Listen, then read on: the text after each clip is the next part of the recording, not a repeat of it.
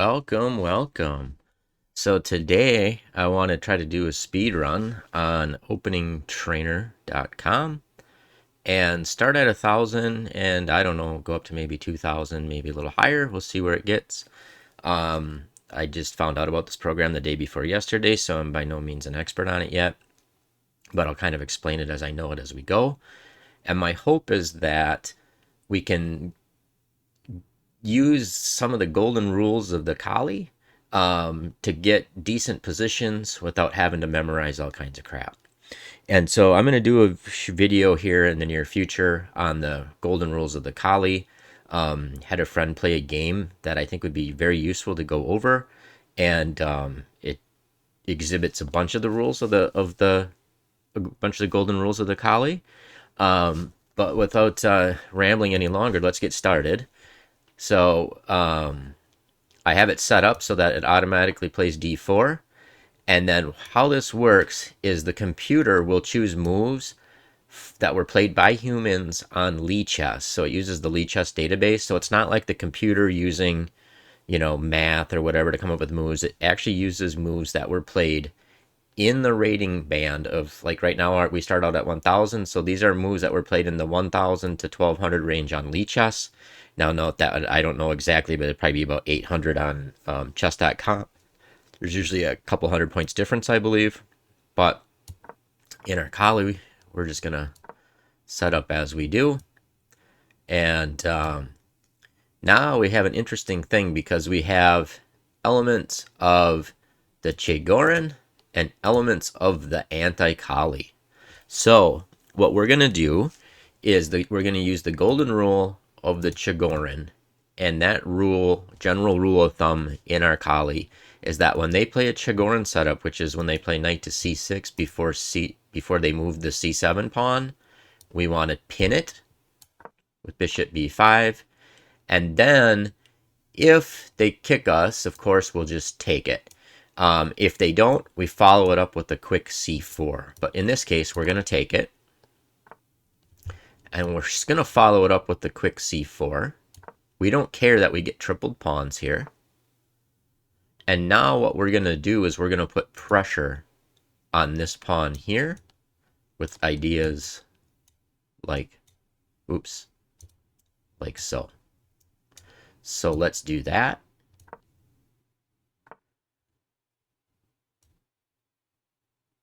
And now we have a choice. We can lock this in and then attack that. I think that's what we're going to do. So if we play c5, we'll gain time on the queen. We'll lock in this bishop behind this pawn, and then we will target c6. And now you can see we're flooding in. And now, all because of the weakness of this Chigorin pawn, we have different ways we can go about it. We're obviously going to take here with the fork, but you can see how our pieces converge on that square. So this is a really good first example game, I believe. All right. So it stops there. But what's interesting is you can see our evaluation. And this is interesting. I haven't seen this before, but it just jumps to massive numbers. It's probably close. There's probably close to like some kind of forced mating attack. I'm not sure, but it's going to be such an overwhelming position. But you can see we went from 1,000 to 1,034, and there's nothing we really need to look at.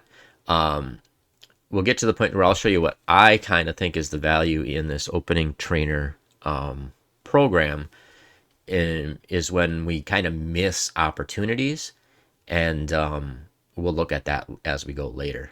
But let's go on to the next one. All right. And now we'll see what they play here. Okay, so now this is a pure anti-Colle, where in the Colle we want to play our bishop to d3, and they're saying, hey, if you do that, we'll take your bishop. And we're going to let them. And now what we're going to do is look at this square here. So they did not do anything to stop us from playing queen to b5 with check and hitting b7 at the same time. That's kind of our idea with the Anti-Colle. So we're going to do that. we're going to take that. Then we are going to go to A6. So I'll put a playlist, a link to here. One of the videos is in the Anti-Colle where it explains what we're doing. But our queen finds safe harbor on A6. And so the idea is now we can retreat it anywhere along this diagonal if need be. So yeah. So all right, not much to look at yet. Actually, let's look. Actually, I stand corrected. Let's look and see if we did in fact miss something. If I played it too much on autopilot, because oh my, this is kind of yeah. I was so stuck on my own rules. This is what I think the value is with this opening trainer. So I kind of played this on autopilot because we can always just safely retreat, but obviously this was hanging. So let's pull this up and look at it on Lichess. And what we can do is we can go towards the end here, turn on the engine, and yeah, of course, queen to c6, much better than queen a6. So I think the value in this and why I'm going to train on it is, and I'm not like getting paid to say this or anything, I think the value is that it keeps us from playing on autopilot and it makes us look for opportunities in the opening. I've noticed I often miss good opportunities in the opening because I'm kind of not fully engaged in looking for opportunities. So obviously, this was a great opportunity missed. So that's kind of, I think, part of the value of this. But we still went up. We ended it with a decent evaluation over a pawn ahead. So let's go to the next one. All right, so they keep playing d5, which is the most common at this level. So it's not overly surprising. We're just going to continue with our Colle setup. And now we have another golden rule of the Colle the way that I play it. And that is we meet bishop to g4 with c4. And then we look to get our queen out to b3, breaking this pin. And the idea is we're not going for absolute optimization on a computer level. We're just trying to get to a good, decent, playable position where we don't have to memorize as much, and we can get a lot of experience playing those types of positions. So we're going to go queen to b3, putting pressure on b7. We don't mind that we double up those pawns. It's okay. And now you can see they did not protect that b7 pawn. So we're going to grab it. And now, what did we see on the last one? We were able to take this pawn here. The question is do we precede it with c5, gaining time on this, and then grab it? And I believe that's the way to go. And it was. So we can see over here in the evaluation bar, we didn't make any mistakes, and we were rewarded with some more rating points. All right, b6. So I'll just try to grab the center. See, I think we don't necessarily need to prepare much against stuff like this. Now, I'm actually going to advance, grab more space.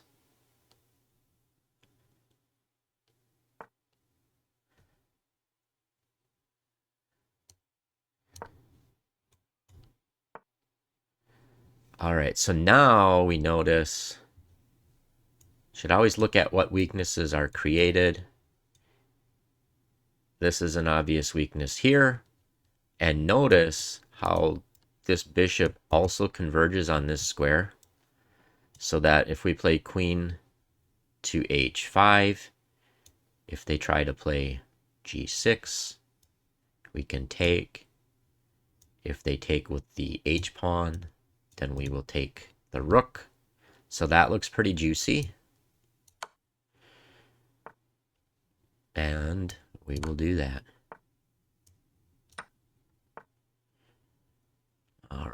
So what's the best way to get out of this is we just take that and then we're going to grab this. It's just like a smorgasbord. So the obvious move is this. I always like to, I think one thing we'll learn is to try to just make sure there's nothing that's even better, but this looks pretty overwhelming. All right, so we gained a bunch more points. And if we look over here in the evaluation bar, it's pretty smooth. So we just kind of noticed the weaknesses that they created in their own position, and we took advantage of them. Okay, another one. All right, the quick C5. So that's probably pretty uncommon at this level. But we go into this Carlsbad structure, and we're just going to set up. Actually, let's put some, no, we're gonna castle, just get the safety, it can't be bad. Okay, now they moved a piece for a second time without any justification. They're not actually attacking anything. So, is there any way to punish it? Can we punish it? And I mean, our punishment, I think, is just that we're going to get developed quickly. Let's see. We would be happy trading off this. Let's just...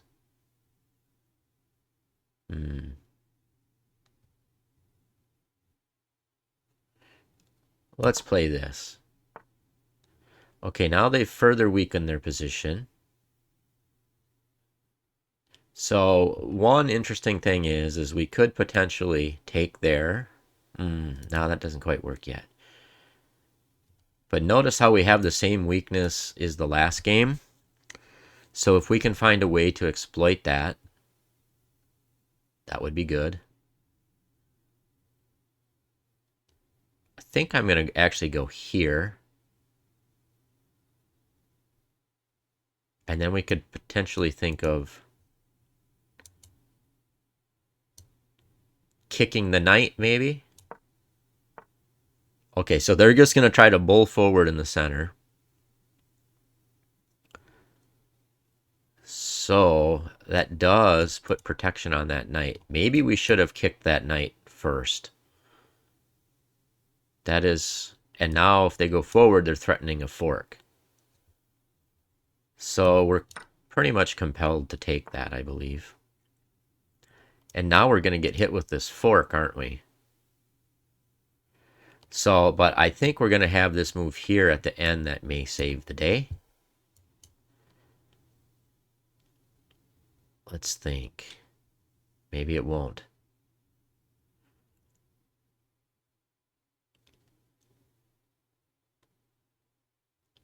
Now we have different options. We could still potentially play h3.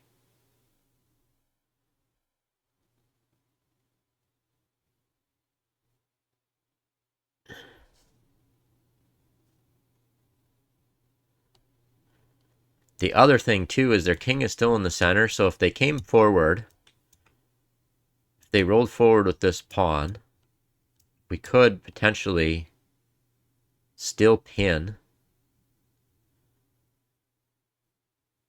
Wow, a lot of possibilities here. So these are the kind of nuggets that I think will be useful.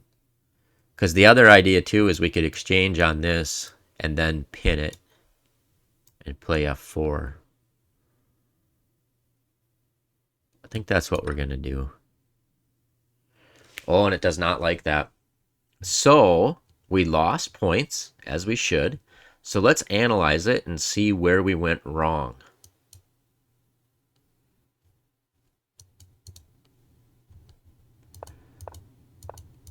Well, so far so good. All right, so now I played bishop to g5. It's fine. And now is where I kind of went awry. So I played bishop to f4, which is the third choice to the computer, 0.4 worse than moving it back forward. Because the key is when we played bishop to f4, we moved it into this position where they can gain time with the pawn roller, which lets them get time to create threats with this fork. So it's not intuitive unless you're exposed to this, but playing it all the way back to c1 or to d2 is actually better so that they can't gain time on that.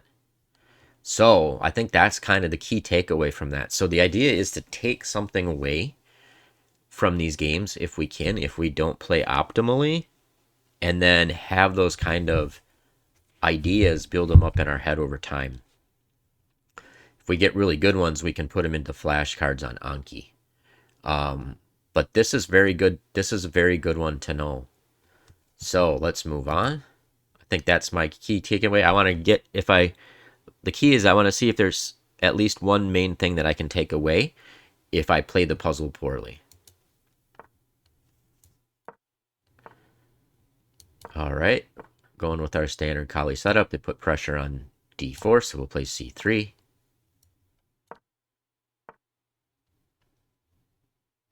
Put some repellent on that square. All right, we're back into this formation now. They have spent a tempo on a6.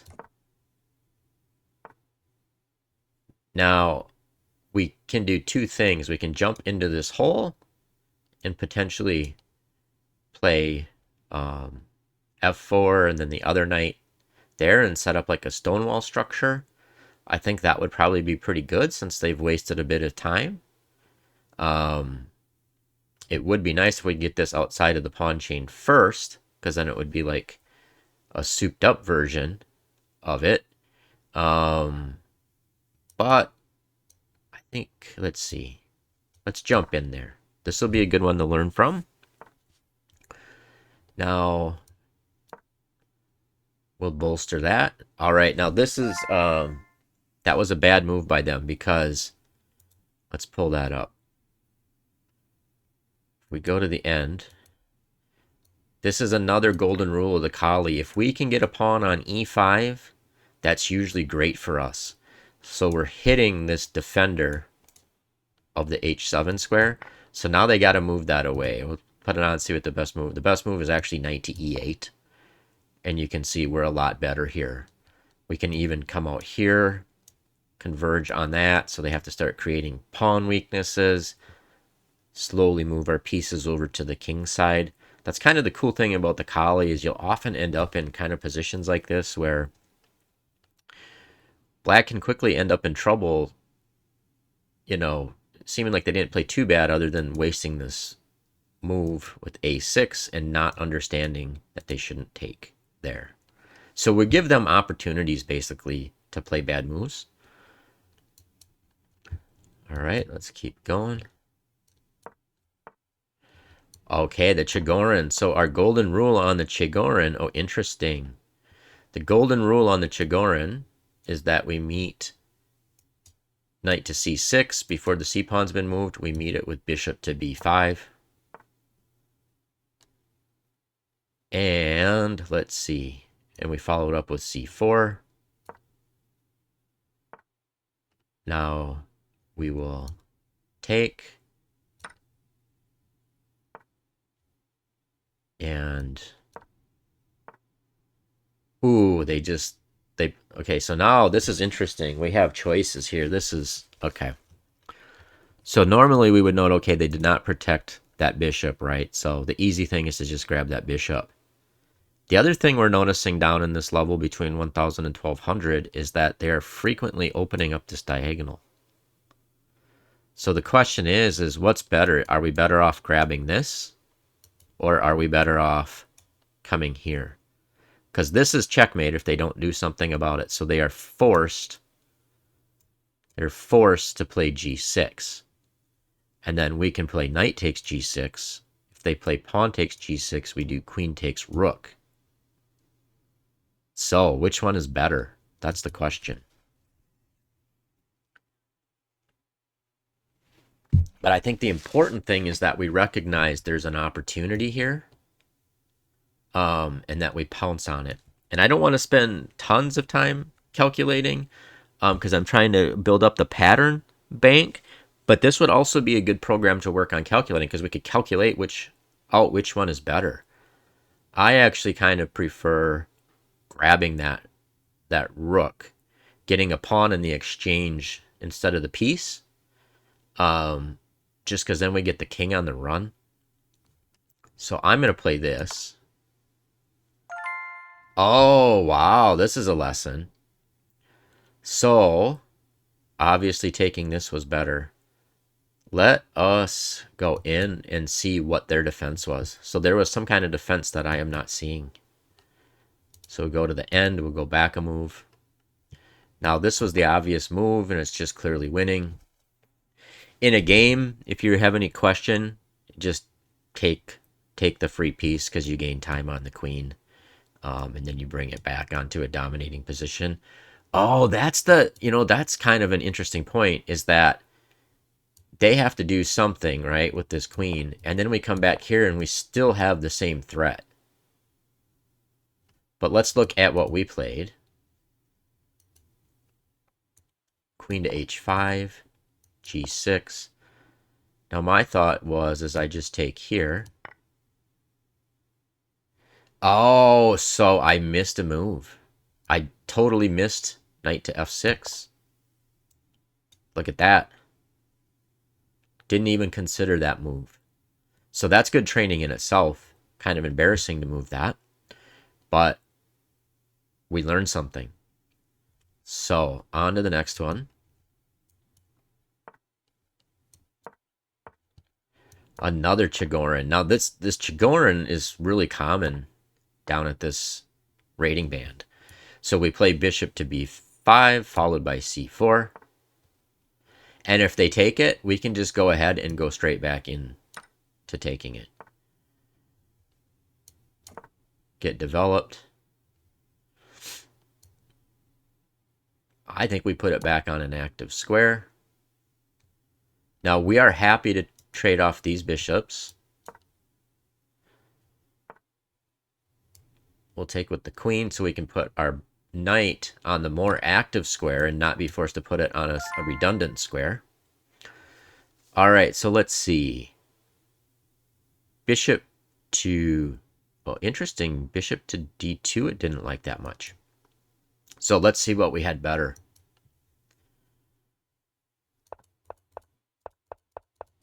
So we can see our moves are working well, our simple theme of just bishop to b5, followed by c4 against that Chigorin. So we're really getting a lot of Chigorins, but it is like the most common thing, I think, at this level is players learn that they should develop their knights before their bishops, and then so they do that. And it's not necessarily ideal. At higher levels, they'll be doing it to try to enforce a rapid e5 break. And that's where I really like this. Just all right, sorry about that. It's really nice at higher levels too, because then we avoid all these complications. So let's keep rolling. All right, so we moved back to a more active square. All right, and actually, oh, interesting. So I just thought, okay, we'll trade off the bad bishop, and we're still about a pawn better, but it likes two different things. It likes simple e3, repelling the bishop, and then developing and kind of taking over the center with this knight kind of dangling out over here. And maybe we can play this and gain some time with potential discoveries. But we still came out quite well. And we didn't have to another Chigorin. Wow. All right. And so the thing to note is that the computer, the algorithm, is that it chooses the move based on what's in the database played by humans. And let's say, like, if the Chigorin is played 40% of the time or something at this level, then it weights it to like a 40% chance of coming up. So you can still get statistical anomalies, but you can when you play chess as well. So we're going to follow our rules. All right. Now we have this kind of opportunity going on. So we're going to kick it back. And we are going to, not sure which one is better, but we want to make use of this convergence. So that's what we'll do. Now, does the order matter much? Once we play here, we are threatening to take the knight. If they come here, we can take. So, let's do it. So we'll kind of learn it by playing. All right, so they castled, thinking they would get out of the problem, but it doesn't. I mean, they're still going to lose a pawn. So I think we'll take this way, and when they take, we'll take, and we'll end up with this fork, and we'll get more pieces off the board when we're already a pawn ahead. I think that seems reasonable. So now we'll get that piece off the board. And let's see. Knight to e5. So it has something that likes better than bishop to c6. So I wonder if it was queen to a4. Let's check it out. Let's see. So right here. And it actually likes knight takes c6, b takes c6, bishop takes c6, rook b8. And then the idea is our queen can come out and put pressure on this pawn. And our queen can kind of anchor that in there. So that's kind of interesting. Or we can just get developed and play. So I felt like, okay. I felt like getting the pawn up and forcing another piece off the board was how I kind of approached it in my mind. And I think that's still fine. You get really good results, I'm assuming. But that's good to know that we learned that in these positions, it kind of it's preferential to keep the bishop on the board. So I'm learning this as we go.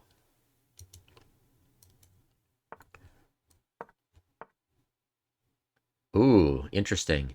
So they're going to try to do this quick bull rush up the center.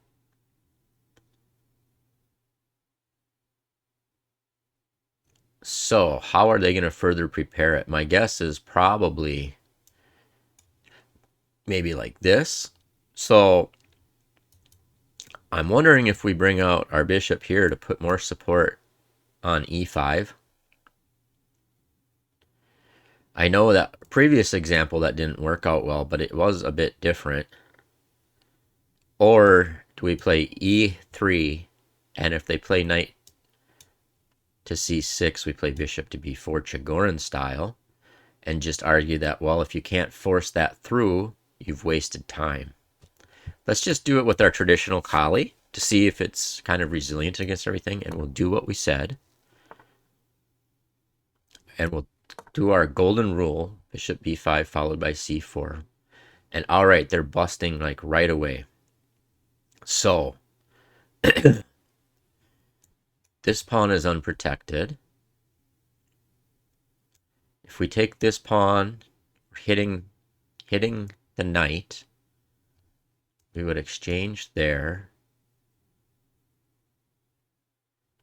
We'd be threatening to go there and win this pawn and opening up our queen. So I think that's the way to go. All right. So we have a couple potential responses, actually. We could take and play e4 and just put a grip on that pawn.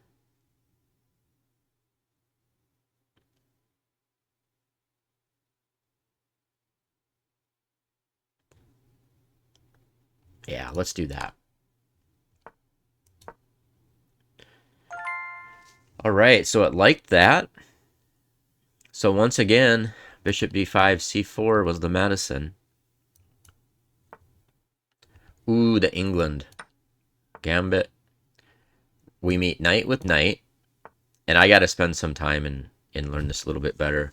Now the key is the Englund Gambiteer wants to play this here and then get weird kind of attacks going on, where when we kind of go to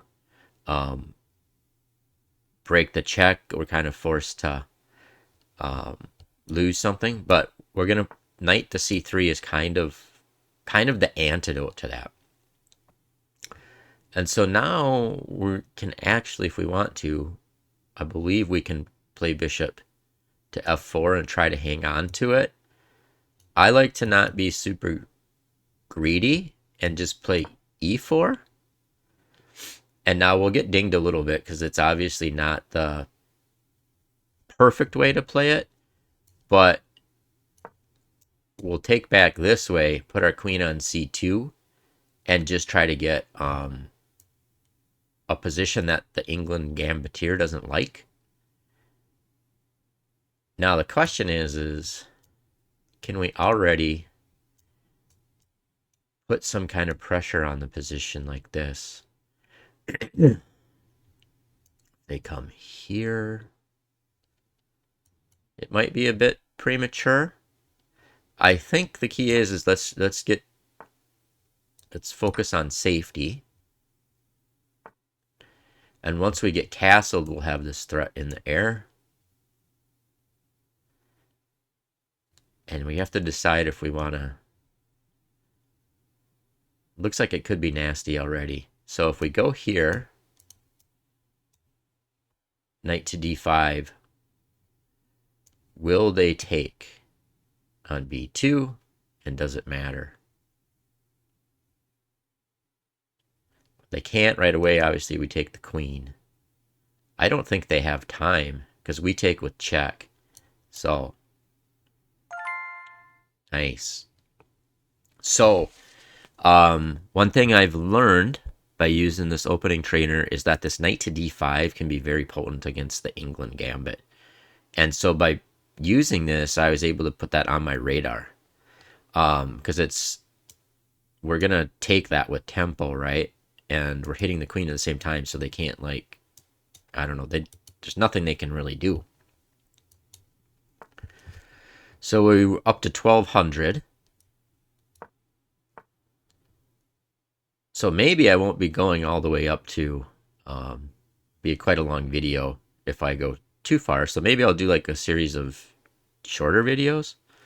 All right, so this is interesting. It's like a delayed Englund Gambit. So the question is what's better? Do we take with the knight? Do we take with the pawn and gain time on the knight?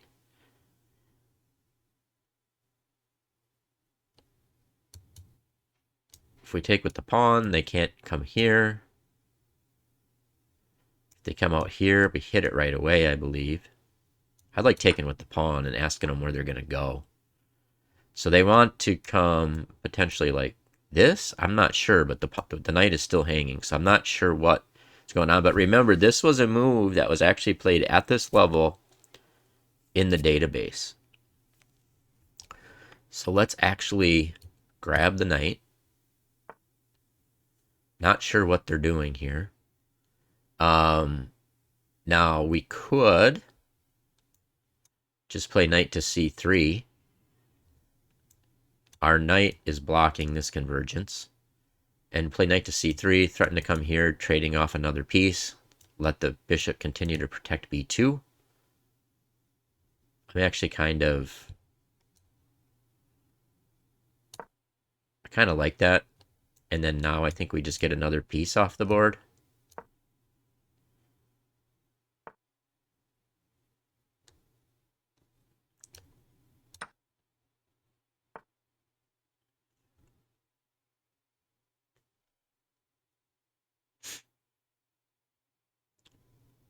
So now the best way to go here. So do we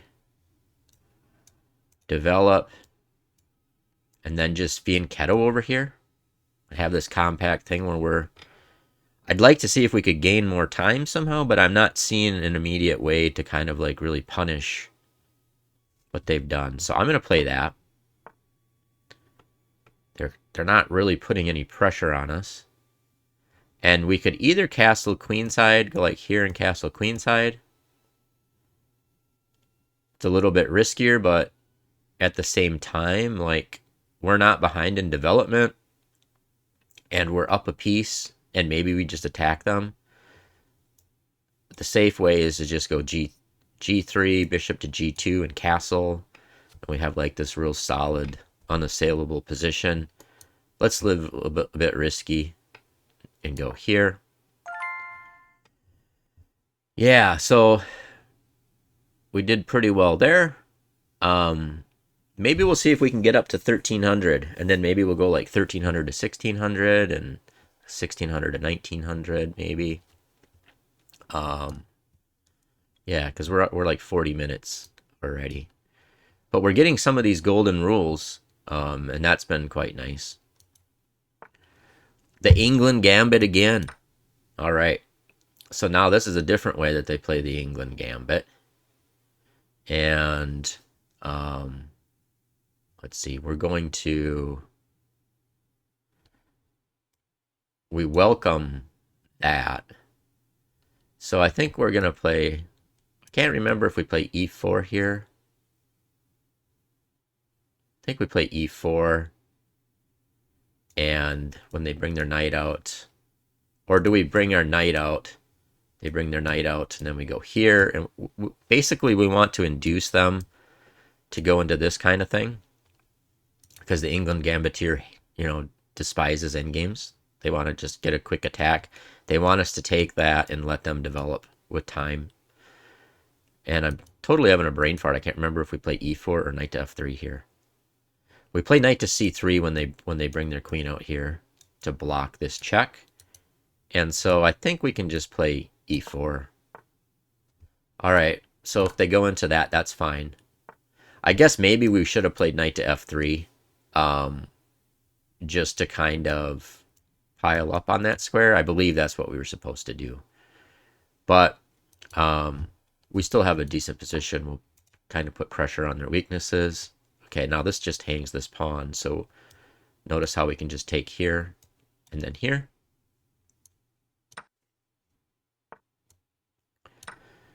Take there. Now we're up, so I believe we can just come here, get another piece off the board.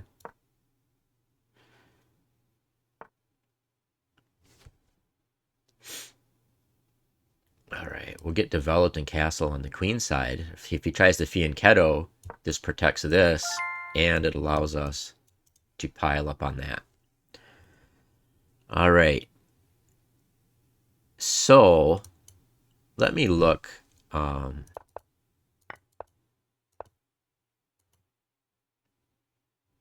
Yeah, I think it's knight to F3. And then the most common thing is here. And then I like to play bishop to F4. And then usually they have to make a decision on how they want to proceed.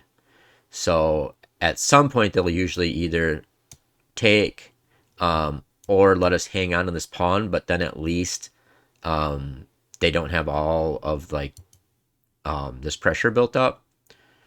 So yeah, I'm gonna have to watch my own videos to try to remember all the theory, because I'm just learning it myself as well. But that, I believe, is the way to go. But regardless, we did pretty well. If we just don't let them get what they want and don't make any mistakes and let them get their kind of key ideas. Okay, another Chigorin. And I'm not that surprised that it's coming up that much. So we know this. We know the secret way to play against it now. Now, because of this pin, this pawn doesn't have enough protection, right? That's kind of the beauty of the way we played this. The question is how do we take maximal advantage? I think we just pile on. All right, so now this is brutal. And this will not be an uncommon thing.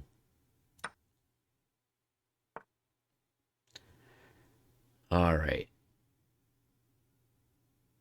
Well, this thing, let's see. I guess we just bring it out. I just want to make sure we don't get in trouble trying to hold on to too much material, but I don't believe we will. So if I come here, he'll go here with check, and we can't hang on to it because it's check. So do we just, I believe we just grab this. All right, well, it was good. We're still up 4.1, but let's see, out of curiosity, go to the end and see what they liked there.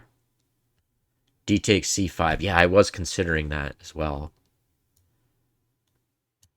D takes C5, and then we do the same thing, I'm assuming. Bishop takes D5. So it's a little finesse throwing that in first, but we ended up with a good position. So let's see if we can get to 1300 and maybe end the video there, and then we'll pick up from there next time and see how many of these golden rules we can get.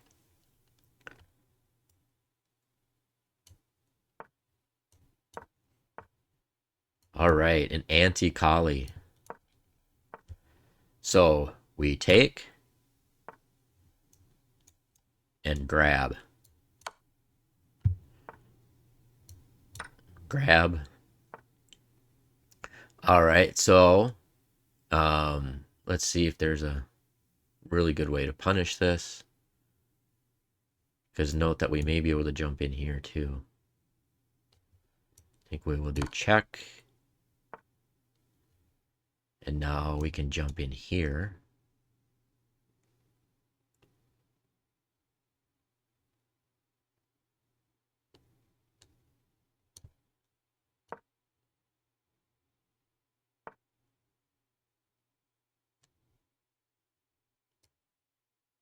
We're happy to get pieces off the board. So now the question is do we just castle? Do we play C4? Try to be greedy. I'd rather castle, get rid of this check threat. And now we probably play C4. All right, interesting. So we did miss a few things. We got to 1300 though. So let's see what opportunities we missed. But I like studying the openings this way.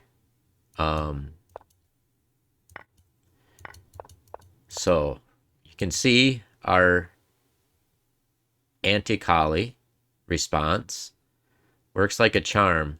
Because if you look in this Lichess database, in this position, like only 30% of the time do they play C6 and stop us from doing our idea, or A6. So about 40%. So a good percentage of the time we're just going to win a pawn.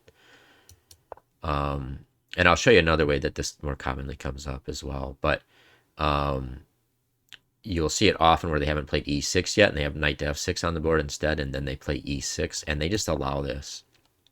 You'll get it over and over, and you can see how well it scores over here. So far, so good. All right, interesting.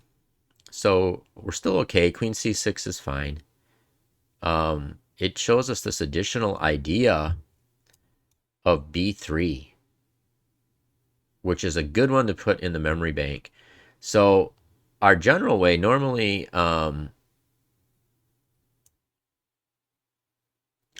a safe harbor square for the queen is always a6 and we can always retreat. So like if we played a6 here, you can see like you're almost a full pawn up without any risk. You know, if they come in here, we can always just repel them. But I saw this check and I thought, okay, I'll get more pieces off the board. And maybe let's just look at this. Because I just like, why give them why give them checks if we don't have to? But maybe the point is they don't have any good checks.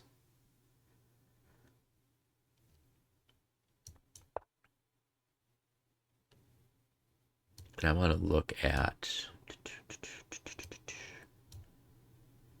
well, these things will just go like this, and then I think we can even come out like this. So this B3, this idea has come up in other lines of this Anti-Colle, and it kind of seems like the secret sauce.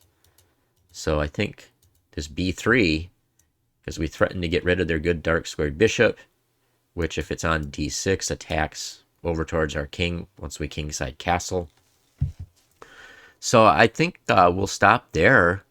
I think we picked up a number of things. Let me know if you think this was useful at all. But I like it. It's a way to kind of pick up some patterns. I've picked up some patterns now. This B3 thing is one I picked up, and maybe getting a bunch of experience in trying to get good opening positions by taking advantage of what our opponent does wrong and learning what we do wrong in games that kind of simulate playing a human at our level instead of playing a computer or trying to memorize stuff in spaced repetition that we may or may not see in an actual game. So, yeah, I kind of like it. So have a good one, folks.